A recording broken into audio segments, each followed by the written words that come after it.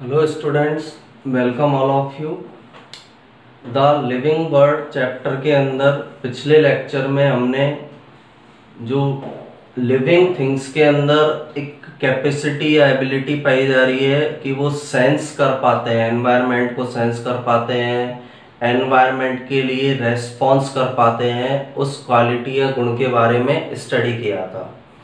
अब उसी में हम आगे कंटिन्यू करते हैं। कुछ पॉइंट्स हमने पढ़े थे, जैसे ऑर्गेनिज्म के अंदर स्टिमुलस का गुण पाया जा रहा है, स्टिमुलस उनको मिलते हैं, उसके लिए वो इरिटेबिलिटी को दर्शाते हैं, रेस्पॉन्स दर्शाते हैं। नेक्स्ट जो होम्योस्टेसिस जो प्रॉपर्टी थी उसके बारे में हमने पढ़ा था, समस्थापन। बायोलॉजिकल मेमोरी या जैविक जो याददाश्त होती है उसके बारे में हमने स्टडी किया था। अब उसी में आगे हम कंटिन्यू करें तो हम ह्यूमन बीइंग की यदि बात करें, मनुष्य की, तो हम एनवायरनमेंट को सेंस करने के लिए सेंस ऑर्गन का यूज लेते हैं। हमारे अंदर कुछ सेंस ऑर्गन पाए जा रहे हैं, जैसे स्किन है, आईज है, ईयर्स है, टंग है, नोज है। इन सेंस ऑर्गन के द्वारा हम एनवायरनमेंट में जो चेंजेज होंगे उसको सेंस कर पाते हैं। पौधे जो है वो भी एक्सटर्नल फैक्टर्स, बाह्य कारक, जैसे प्रकाश है, वाटर पानी है, टेम्परेचर है, अदर ऑर्गेनिज्म है, पॉल्यूटेंट्स है, प्रदूषक है, इनके लिए क्या करते हैं, सेंस कर पाते हैं, उनके लिए रेस्पॉन्स कर पाते हैं। और सभी लिविंग ऑर्गेनिज्म, चाहे वो प्रोकैरियोटिक हो चाहे यूकैरियोटिक हो, यानी प्रोकैरियोटिक से लेकर यूकैरियोटिक ऑर्गेनिज्म तक, ऑर्गेनिज्म में एनवायरनमेंट की जो स्टिमुलस है, एनवायरनमेंट के चेंजेज को सेंस करने की और रेस्पॉन्स करने की कैपेसिटी पाई जाती है। इसलिए जो ये प्रॉपर्टी है सेंस करने की, रेस्पॉन्स करने की, इसे हम लिविंग ऑर्गेनिज्म की डिफाइनिंग प्रॉपर्टी बोल सकते हैं। यानी ऐसी प्रॉपर्टी है ये सेंस करने की और रेस्पॉन्स करने की, जो प्रॉपर्टी या गुण है, यह इस प्रकार की प्रॉपर्टी है जो हर लिविंग ऑर्गेनिज्म के अंदर पाई जाती है। प्रत्येक लिविंग ऑर्गेनिज्म के अंदर यह गुण उपस्थित होगा, इसलिए इसे लिविंग थिंग्स की डिफाइनिंग प्रॉपर्टी कहा जा सकता है। तो इसके बाद पहले हम इन पॉइंट्स को डिस्कशन कर लेते हैं, उसके बाद आगे कंटिन्यू करेंगे। सबसे इसमें फर्स्ट पॉइंट है आज का हमारा, we sense our environment, we sense our environment through the sense organ, through our sense organs। यानी हम एनवायरनमेंट को किस तरह से सेंस कर पा रहे हैं, हमारे अंदर सेंस ऑर्गन्स पाए जा रहे हैं, संवेदी अंग पाए जा रहे हैं। इन संवेदी अंगों की सहायता से हम एनवायरनमेंट को सेंस कर पाते हैं। टंग से, स्किन से, ईयर से, नोज से, इनसे सब जो सेंस ऑर्गन है, इनसे हम एनवायरनमेंट को सेंस कर सकते हैं। फिर प्लांट जो है वो भी एक्सटर्नल फैक्टर्स के लिए क्या करते हैं, रेस्पॉन्स करते हैं। प्लांट रेस्पॉन्ड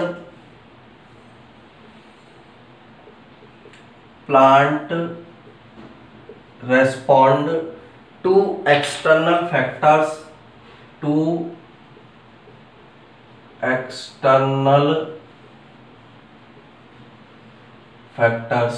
कौन कौन से एक्सटर्नल फैक्टर्स हो सकते हैं, like light, water.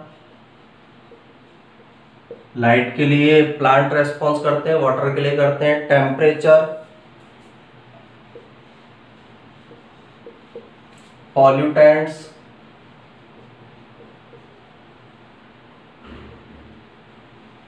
And other organisms.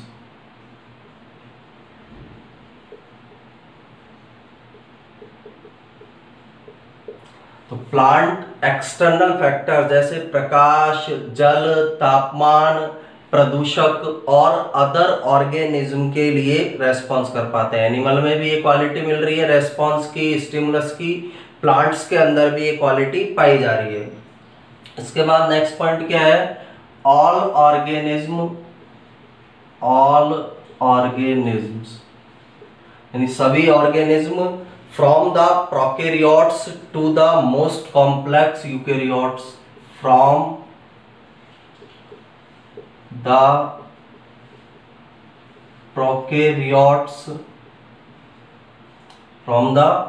Prokaryotes to the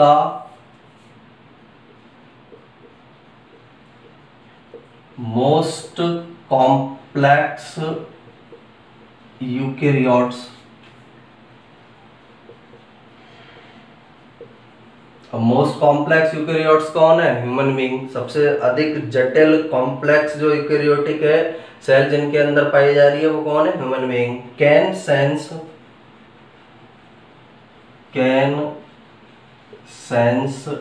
end response to environmental cues.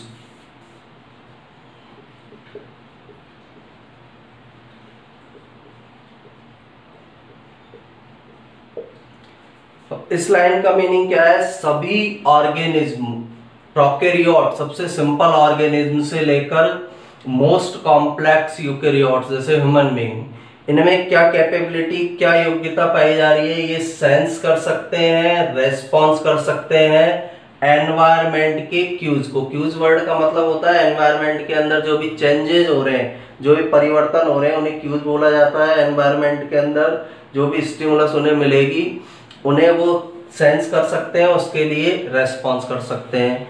इसलिए ये जो प्रॉपर्टी है सेंस करने की और रेस्पॉन्स करने की, इसे हम लिविंग ऑर्गेनिज्म की डिफाइनिंग प्रॉपर्टी बोल सकते हैं। डिफाइनिंग क्या कहलाती है? प्रॉपर्टी कहलाएगी। डिफाइनिंग प्रॉपर्टी का मतलब होता है ऐसी प्रॉपर्टी है जो सभी लिविंग ऑर्गेनिज्म के अंदर पाई जाती है। ऐसी प्रॉपर्टी जो सभी लिविंग ऑर्गेनिज्म के अंदर पाई जाती है। कोई भी ऐसा लिविंग ऑर्गेनिज्म नहीं होगा जिसमें यह प्रॉपर्टी नहीं पाई जाती हो। तो प्रोकैरियोट से लेकर मोस्ट कॉम्प्लेक्स यूकैरियोट्स में सेंस करने की और रेस्पॉन्स करने की कैपेबिलिटी पाई जाती है, इसलिए यह एक प्रकार की डिफाइनिंग प्रॉपर्टी कहलाती है। इसके अलावा जो ऑल ऑर्गेनिज्म है वो उनके अंदर एंटर होने वाले केमिकल्स के लिए भी क्या करते हैं? केमिकल्स के लिए भी रेस्पॉन्स करते हैं, केमिकल्स को भी क्या कर पाते हैं? हैंडल कर पाते हैं। All organisms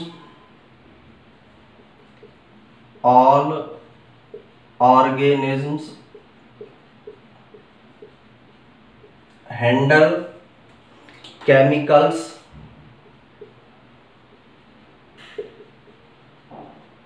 entering their bodies,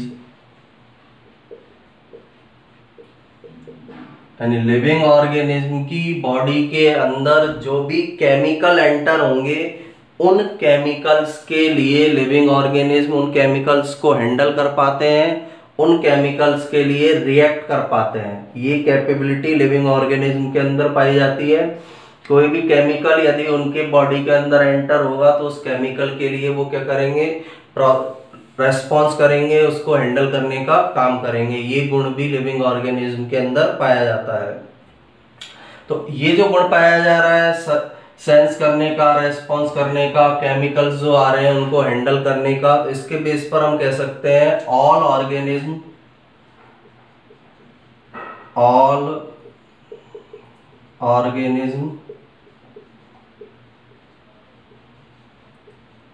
therefore are aware of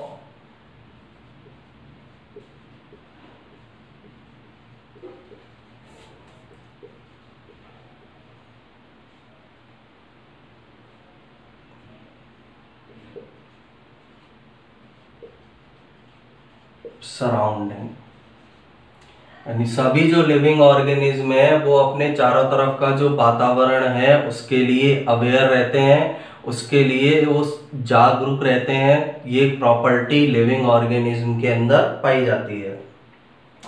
अब ह्यूमन, इसको कॉन्शियसनेस भी हम बोल सकते हैं, यानी उनके अंदर चेतना पाई जा रही है।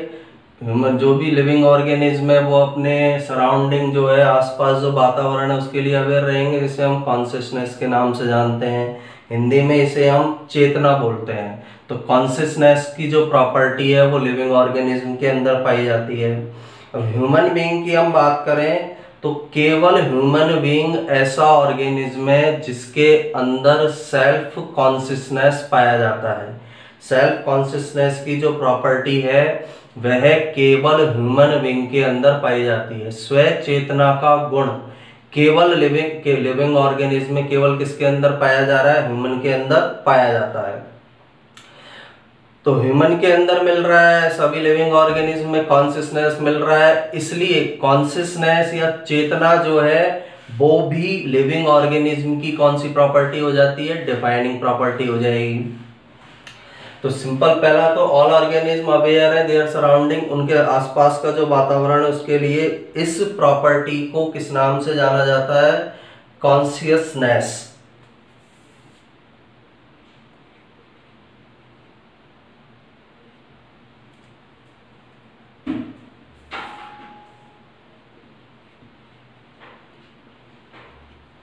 यानी सभी लिविंग ऑर्गेनिज्म जो है वो अपनी सराउंडिंग के लिए अवेयर रहते हैं, सराउंडिंग के लिए जागरूक रहते हैं। इस प्रॉपर्टी को हम कॉन्शियसनेस कहते हैं। और ह्यूमन बीइंग डेवलप एनिमल है, डेवलप जंतु है, इसलिए उसके अंदर एक विशेष प्रॉपर्टी पाई जा रही है, सेल्फ कॉन्शियसनेस। स्व चेतना का जो गुण है वो ह्यूमन बीइंग के अंदर प्रेजेंट होता है। Human being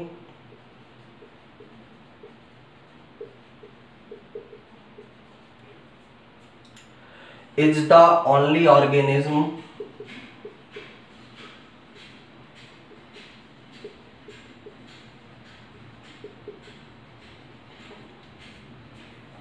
who is aware of himself, who is aware of himself, यानी खुद के लिए भी वो क्या रहता है? अवेयर रहता है ह्यूमन बीइंग, जिसे हम सेल्फ कॉन्शियसनेस बोलते हैं। सेल्फ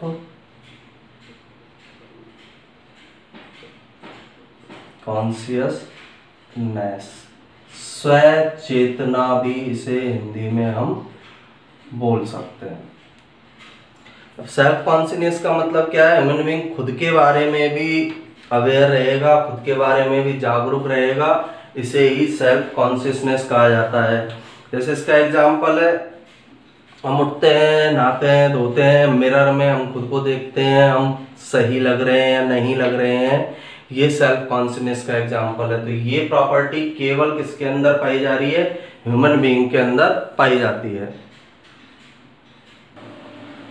ह्यूमन बीइंग्स के अंदर सेल्फ कॉन्शियसनेस की प्रॉपर्टी पाई जा रही है। केवल ऐसा ऑर्गेनिज्म है सभी लिविंग ऑर्गेनिज्म में जिसमें सेल्फ कॉन्शियसनेस की क्षमता, स्व चेतना की जो क्षमता है वो इसके अंदर पाई जाती है।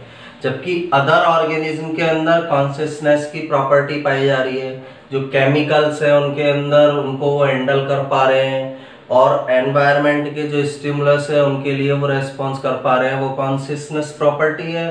ह्यूमन बीइंग खुद के लिए भी अवेयर रहता है, वो सेल्फ कॉन्शियसनेस प्रॉपर्टी है। इस बेस पर हम कह सकते हैं जो कॉन्शियसनेस है या चेतना जो गुण है वो भी लिविंग ऑर्गेनिज्म की डिफाइनिंग प्रॉपर्टी होती है। तो consciousness therefore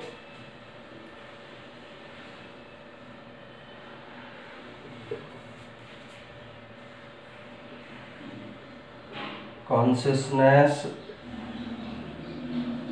therefore becomes the defining property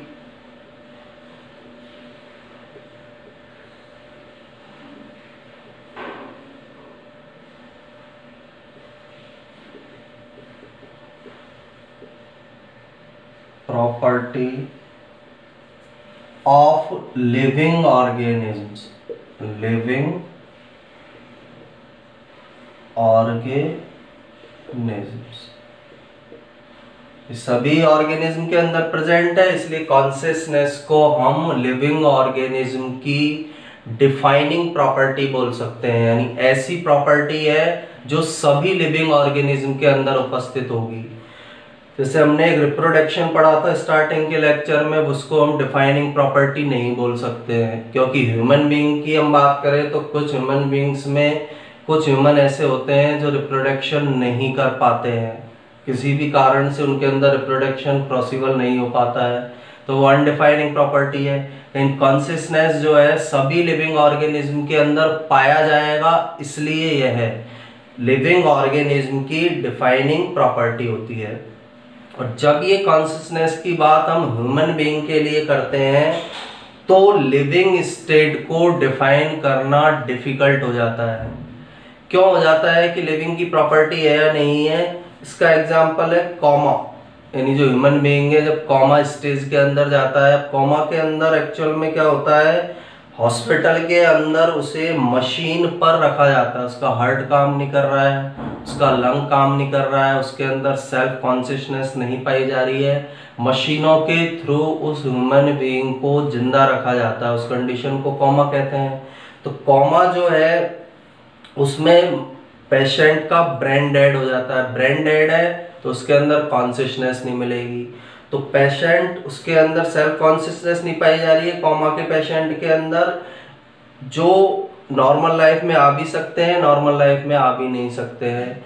तो ये एक ऐसा पॉइंट है ह्यूमन बीइंग के अंदर, कॉमा वाला ऐसा पॉइंट है जिसके आधार पर हम ये नहीं कह सकते हैं कि कॉमा पेशेंट लिविंग होते हैं या नॉन लिविंग होते हैं, क्योंकि उनके अंदर जो बॉडी के पार्ट्स है वो काम नहीं करते हैं, ब्रेन डेड हो चुका है, हार्ट लंग्स जो है उनको फिर मशीनों की सहायता से उनको चालू रखकर उस ह्यूमन को जिंदा रखा जा रहा है। तो ह्यूमन बीइंग्स के अंदर जो कॉन्शियसनेस प्रॉपर्टी है वो थोड़ी डिफिकल्ट किस केस में हो जाती है, कॉमा के केस के अंदर हो जाती है। और वर्ल्ड का जो ओल्डेस्ट कॉमा पेशेंट था भारत के अंदर था अरुणा शॉनबर्ग, उसकी भी डेथ हो चुकी है। बहुत लंबे समय तक वो कॉमा की अवस्था में रही थी, एक नर्स थी और उसकी डेथ हो चुकी है। तो कॉमा की कंडीशन इस प्रकार की कंडीशन है जो ह्यूमन के अंदर कॉन्शियसनेस की जो प्रॉपर्टी जिसे हमने डिफाइनिंग प्रॉपर्टी बोला है उसको पूरी तरह से क्लियर नहीं कर पाती है, कॉन्शियसनेस इस कॉमा के द्वारा क्लियर नहीं होता है। तो नेक्स्ट पॉइंट इसका क्या है, when it comes to human beings, consciousness की प्रॉपर्टी जब ह्यूमन बीइंग्स के लिए आती है, when it comes to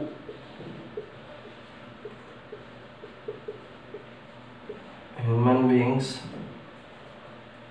it is all the more difficult,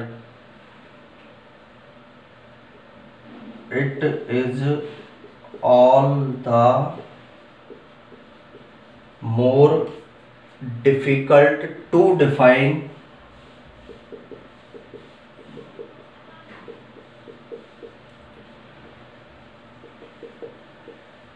the living state,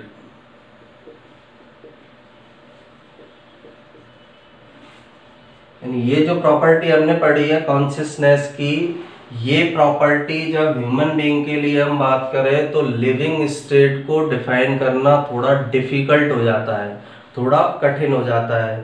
क्यों, किस कंडीशन के अंदर होगा, एक कॉमा वाली जो कंडीशन पाई जा रही है उसके अंदर होगा। वर्ल्ड्स ओल्डेस्ट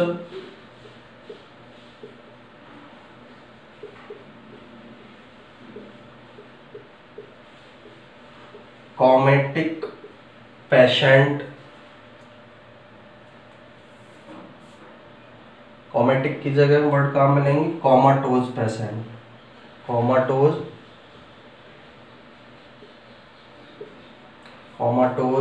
पेशेंट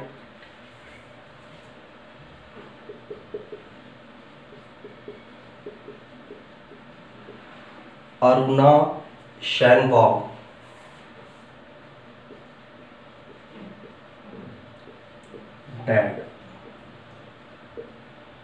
वर्ल्ड की जो सबसे ओल्डेस्ट कॉमेटिक पेशेंट है उसका नाम क्या है, अरुणा शॉनबर्ग, उसकी डेथ हो चुकी है। एक नर्स थी, उसकी लंबे समय तक कॉमा की कंडीशन में थी, लगभग 60 साल तक कॉमा की कंडीशन में रही थी और उसके बाद उसकी डेथ हो चुकी।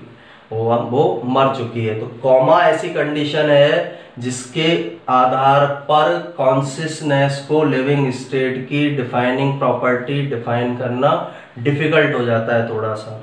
क्यों होगा? क्योंकि हम देखते हैं जो कॉमा के पेशेंट है, कॉमा में है, वो हॉस्पिटल के अंदर जो हार्ट है, लंग्स है, उनको मशीनों के द्वारा रिप्लेस कर दिया गया है। हार्ट लंग्स काम नहीं कर रहे हैं, मशीनों के द्वारा उनका काम कराया जा रहा है। ब्रेन उनका डेड हो चुका है। ब्रेन डेड है तो कॉमाटिक पेशेंट के अंदर कॉमाटोज पेशेंट में सेल्फ कॉन्शियसनेस नहीं मिलेगा। सेल्फ कॉन्शियसनेस नहीं है तो हम उसको ये नहीं बोल सकते हैं कॉमा वाले पेशेंट को कि वो लिविंग है या नॉन लिविंग है। तो we observe patients, we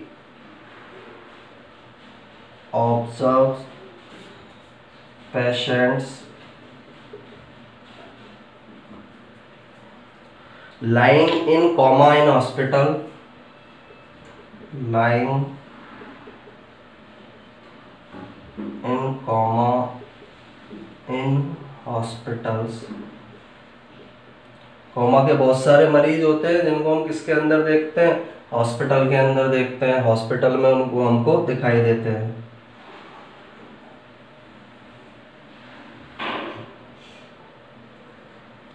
lying in coma in hospital, virtually supported by machines,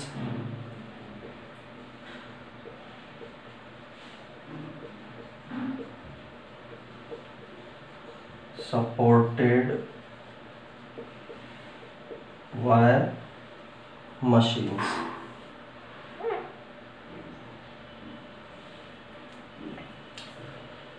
which replace heart and lungs, which replace heart and lungs। यानी हॉस्पिटल्स के अंदर जब हम कॉमा वाले मरीज देखते हैं तो हम क्या देखते हैं कि उन्हें वर्चुअली सपोर्ट किया गया है मशीनों के द्वारा। मशीनों पर उन्हें जिंदा रखा गया है, जबकि उनके हार्ट लंग्स इन्होंने अपना काम करना क्या कर रखा है? बंद कर रखा है। हार्ट और लंग्स जो है उनको रिप्लेस करके, हार्ट और लंग को रिप्लेस करके उनके स्थान पर उन्हें किसके अंदर रखा जा रहा है? मशीनों के अंदर रखा जा रहा है। तो कॉमाटिक पेशेंट को हॉस्पिटल में देखने पर ये कंडीशन हमें दिखाई देती है। कॉमा वाले जो पेशेंट है उनके अंदर उन्हें मशीनों के द्वारा क्या रखा जा रहा है? जिंदा रखा जा रहा है। अब इस कंडीशन में जब कॉमा जिनके अंदर मरीजों के अंदर उपस्थित है उनका ब्रेन क्या है? डेड है। The patient is otherwise brain dead. The patient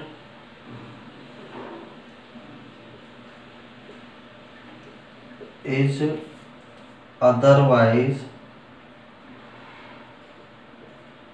brain dead. ऐसे पेशेंट है जिनका ब्रेन डेड हो चुका है, मस्तिष्क मर चुका है, लेकिन उन्हें मशीनों के द्वारा क्या रखा जा रहा है? जिंदा रखा जा रहा है। ये कॉमा पेशेंट्स होते हैं। अब ब्रेन जब डेड हो चुका है तो इनके अंदर क्या नहीं मिलेगी? सेल्फ कॉन्शियसनेस नहीं मिलेगी। तो इसके अंदर क्या हो जाएगा? सेल्फ कॉन्शियसनेस एब्सेंट होगी। इनमें सेल्फ कॉन्शियसनेस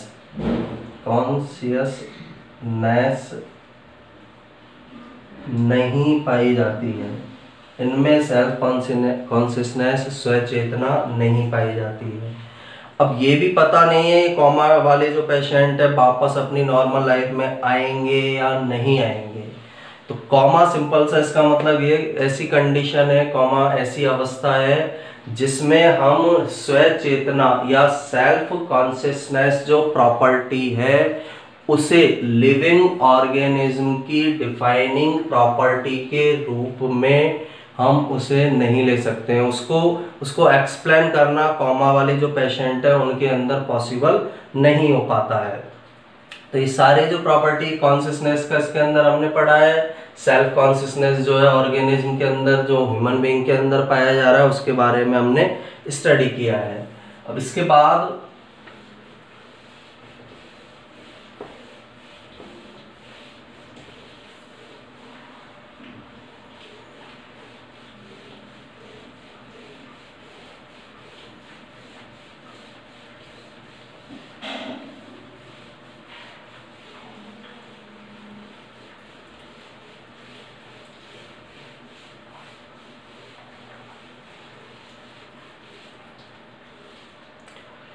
यदि हम टिश्यू की प्रॉपर्टी देखें, यानी टिश्यू या ऊतक के अंदर जो गुण पाया जा रहा है वो सेल्स के अंदर नहीं होता है। यानी टिश्यू जो है, ऊतक जिसे बोला जाता है, टिश्यू के गुण या प्रॉपर्टी, टिश्यू की प्रॉपर्टी या गुण सेल्स के अंदर नहीं मिलते हैं। टिश्यू में जो प्रॉपर्टीज पाई जा रही है वो किसके अंदर नहीं मिलेगी? सेल्स के अंदर नहीं मिलेगी। जबकि हम सबको पता है टिश्यू बने किससे हैं? सेल से।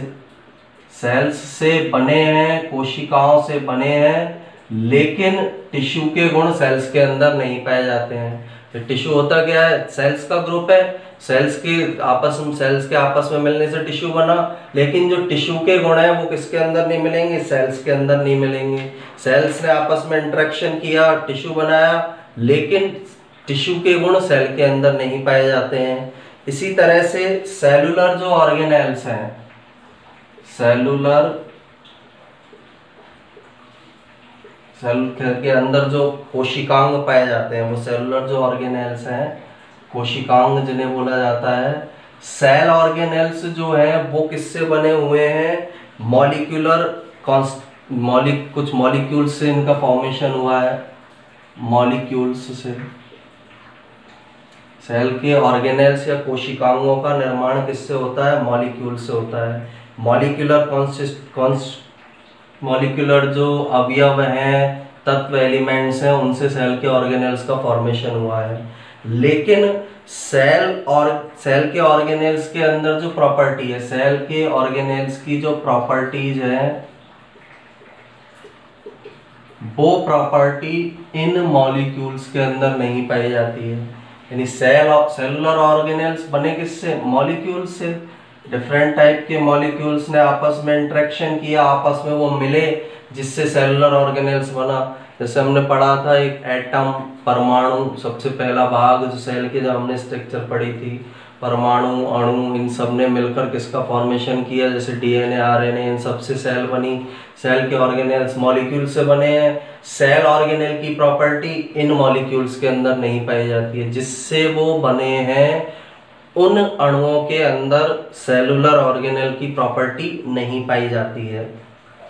तो सिंपल सा मतलब ये है कि जो सेल्स है, इनसे मिलकर टिश्यू बना, लेकिन टिश्यू के गुण सेल्स के अंदर प्रेजेंट नहीं होंगे। मॉलिक्यूल से मिलकर सेल ऑर्गेनेल्स बने, लेकिन सेल ऑर्गेनेल्स की प्रॉपर्टी मॉलिक्यूल्स के अंदर प्रेजेंट नहीं होती है।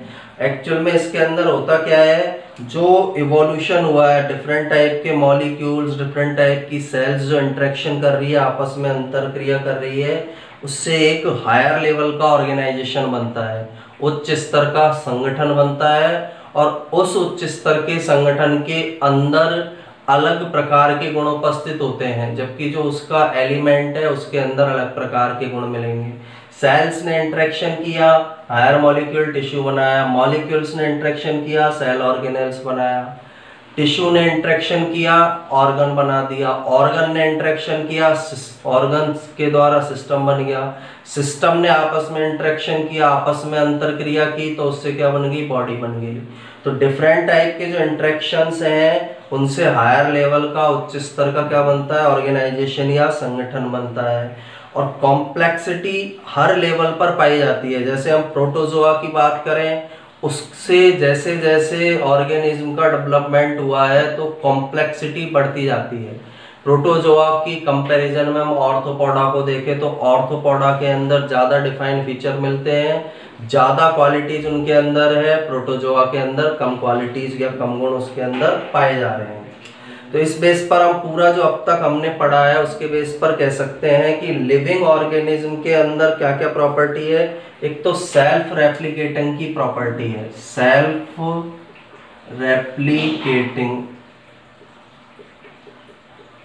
सेल्फ रेप्लिकेटिंग की प्रॉपर्टी किसके अंदर पाई जा रही है? लिविंग ऑर्गेनिज्म में। स्व प्रतिकृति का गुण लिविंग ऑर्गेनिज्म में पाया जाता है। अपने समान संतान उत्पन्न करते हैं तो उसे क्या बोला जाता है? Self replicating.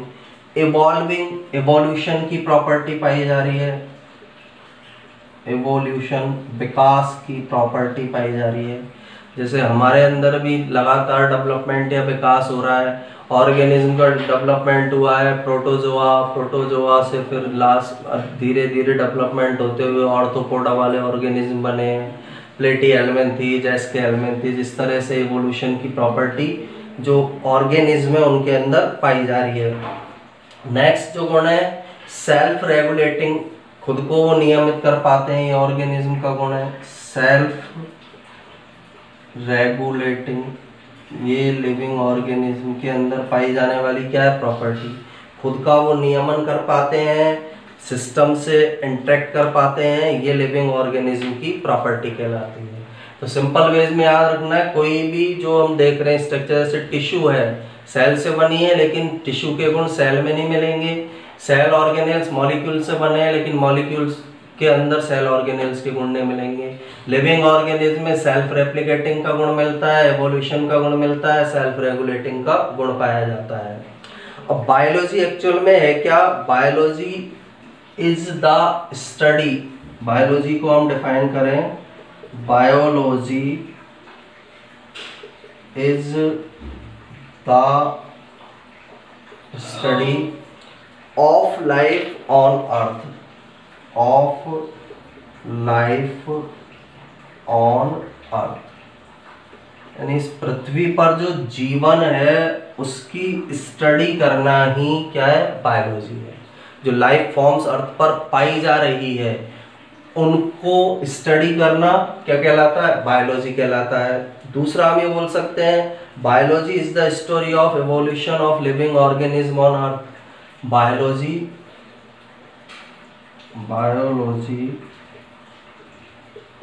Is the story, एक कहानी है, कोई सब्जेक्ट नहीं है, टफ सब्जेक्ट नहीं है, एक स्टोरी है, ऑफ एवोल्यूशन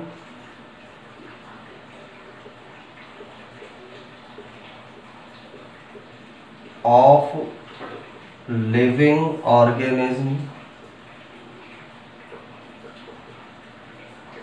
ऑन अर्थ, यानी इस अर्थ पर लिविंग ऑर्गेनिज्म का इवोल्यूशन या विकास किस तरह से संपन्न हुआ है उसी की स्टोरी बायोलॉजी है। किस तरह से एक यूनिसेलुलर ऑर्गेनिज्म से मल्टी सेलुलर ऑर्गेनिज्म बने हैं, प्रोकैरियोटिक सेल से यूकैरियोटिक सेल बनी है, इनकी जो स्टोरी है, इनका जो एवोल्यूशन है, लिविंग ऑर्गेनिज्म का जो विकास है, उसी की स्टोरी को हम क्या कह सकते हैं, बायोलॉजी कह सकते हैं। और ऑल लिविंग ऑर्गेनिज्म जितने भी इस पृथ्वी पर प्रेजेंट में हैं, पास्ट में थे और फ्यूचर में होंगे, वो एक दूसरे से जुड़े हुए हैं, एक लेवल पर वो एक दूसरे से जुड़े हुए हैं, क्योंकि अधिकांश लिविंग ऑर्गेनिज्म के अंदर कॉमन जेनेटिक मटेरियल क्या पाया जा रहा है, डीएनए, यानी डीएनए ये दर्शाता है सब लिविंग ऑर्गेनिज्म में उपस्थित है। कुछ अपवाद एक्सेप्शंस को हम छोड़ दें तो अधिकांश लिविंग ऑर्गेनिज्म का जो जेनेटिक मटेरियल है वो डीएनए है, और डीएनए सभी लिविंग ऑर्गेनिज्म में जेनेटिक मटेरियल है। इससे हमें क्या पता चल रहा है कि जो सभी लिविंग ऑर्गेनिज्म है, प्रेजेंट के लिविंग ऑर्गेनिज्म, पास्ट में जो थे लिविंग ऑर्गेनिज्म, फ्यूचर में जो लिविंग ऑर्गेनिज्म होंगे, वो सभी आपस में एक दूसरे से अटैच है, एक दूसरे से जुड़े हुए हैं। अब इनके अंदर विभिन्न विभिन्नताएं पाई जा सकती है, वेरिएशन इसके अंदर प्रेजेंट हो सकते हैं, लेकिन उनका जो जेनेटिक मटेरियल है वो डीएनए है। ये इस बात को शो करता है कि सभी लिविंग ऑर्गेनिज्म प्रेजेंट, पास्ट और फ्यूचर के एक दूसरे से लिंक्ड है। तो यहाँ पर हमारा जो लिविंग वर्ल्ड वाला चैप्टर है ये आधा कंप्लीट होता है। इसके बाद इसमें क्लासिफिकेशन से रिलेटेड है, क्लासिफिकेशन वर्गीकरण क्यों किया जाता है उसके बारे में है, टैक्सोनॉमी के बारे में है, जिन्हें हम एक टैक्सोनॉमी वाला चैप्टर है उसके बारे में स्टडी करेंगे। तो यहाँ तक का हमने इसलिए पढ़ा है क्योंकि अब हमें जो एक इम्पोर्टेंट चैप्टर है 11th क्लास के अंदर, cell the unit of life को पढ़ना है। और cell the unit of life को पढ़ने से पहले हमें ये जानना था कि इस पृथ्वी पर कोशिका कैसे आई थी, फिर सेल की क्या प्रॉपर्टी या लिविंग ऑर्गेनिज्म की क्या प्रॉपर्टी है। तो यहाँ तक हमने जो सेल है उसका ओरिजिन अर्थ पर किस तरह से हुआ उसके बारे में हम पढ़ चुके हैं पिछले लेक्चर्स के अंदर, सभी लेक्चर्स में। सेकंड जो लिविंग ऑर्गेनिज्म है उनकी प्रॉपर्टी के बारे में हम पढ़ चुके हैं। तो नेक्स्ट लेक्चर से हम चैप्टर नंबर 8 जो है cell the unit of life को स्टार्ट करेंगे। बाकी का जो इसका बचा हुआ भाग है, जो टैक्सोनॉमी वाला पार्ट है, उसके अंदर हम इसकी स्टडी करेंगे। नेक्स्ट लेक्चर में हम पढ़ेंगे cell the unit of life, most important जो चैप्टर है 11th क्लास का, बहुत सारे क्वेश्चन नीट में जिसमें से पूछे जाते हैं, उस चैप्टर को हम नेक्स्ट लेक्चर में स्टार्ट करेंगे। Thank you.